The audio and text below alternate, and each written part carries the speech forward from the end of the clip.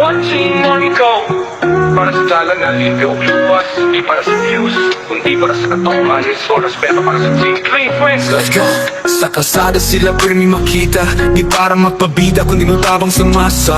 Brundaspan, upa ng kamera. Kailang content, tinuod na serbisyo sa kalsada. Sami-samis oriental sila nag-iusa.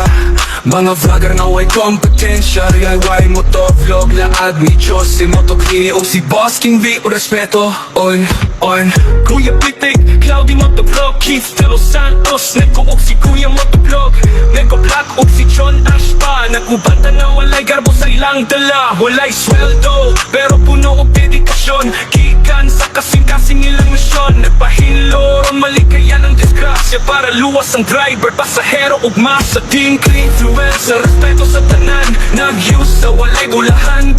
Bisang paog daghan, gabas sa ilang alam. Gihimo nila kini nga inspirasyon, dili kasuoy lang ipanabalan. Team clean influencer, grabe ang impact. Dila content kundi tinuod nga buhat. Miss or dapat kita mo suporta. Kaya ilang advocacy para sa kinabuhi, dili lang para sa kamerang nasa dalan init o ulan. Bisang walay pasalamat padayon ihapon ng tanan. Content nila way peke way palusot. Kalimpyo sa kalsada ilang tuyo ilang suot. Mga bashers, sige lang smile, rang ilang tubag. Kaya ang ilang